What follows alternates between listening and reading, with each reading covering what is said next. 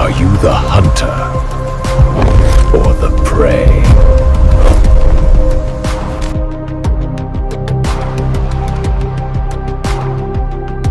Enter a realm where the soil operates on nightmare logic.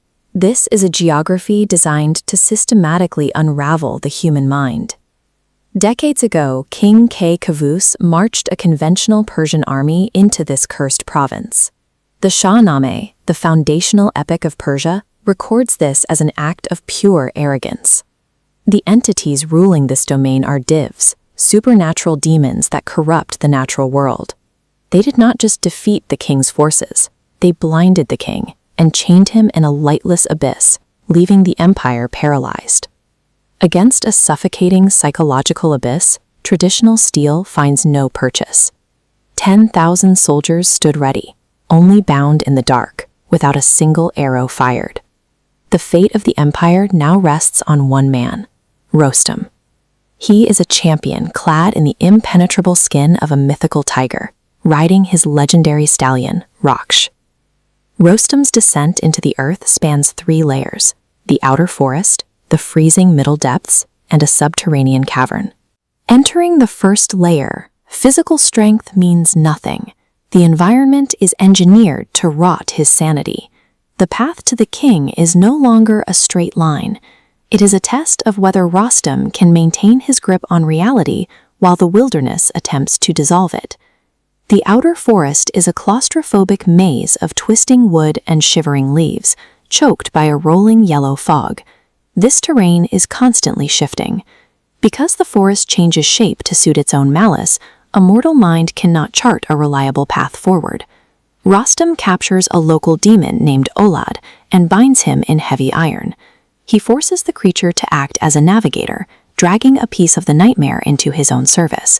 Rostam does not wait for the forest to clear or the fog to lift. He simply leashes the darkness and commands it to point the way. In the middle depths, the distortion intensifies. The physical laws of the world invert, and the bitter cold burns the skin like hot iron. The environment now begins a psychological assault. Disembodied whispers of fallen kings fill the air, recounting Rostam's failures and promising him peace if he simply lies down in the snow. Rostam anchors himself against the formless voices by focusing on the rhythmic, heavy thud of his own boots driving into the ice. He counters the shifting whispers of the abyss by concentrating on the weight of his stride. The trees finally break open to reveal Arzhang, the demon chieftain. He radiates a vile heat that instantly melts the surrounding frost. The realm's logic invites a prolonged magical duel, a fight that would play into the demon's deceptions. Rostam ignores the bait. He swings his massive, ox-headed mace in a single, devastating arc, crushing the chieftain down into the dust. As Arzhang's blood hits the earth, the lesser demons watching from the canopy scatter. The local hierarchy breaks the moment a mortal refuses to be deceived. Rostam descends alone into the final trial, the Haft Khan. The cavern plunges into the earth like a rotting throat, thick with the stench of sulfur and stagnant air.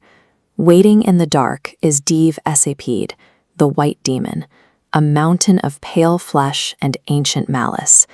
The demon turns the very air in the cavern to lead. The magic is designed to crush Rostam's lungs and strip him of his physical leverage.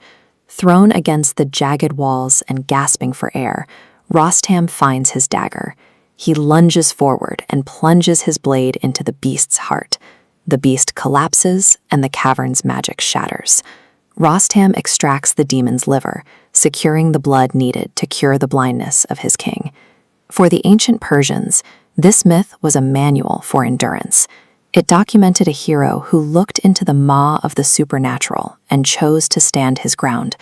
We all face our own versions of Mazandaran, shifting illusions and whispers that tell us to simply give up. Rostam's journey suggests the mind is a battlefield. To banish a nightmare, you must walk into its center and force the shadows to fear you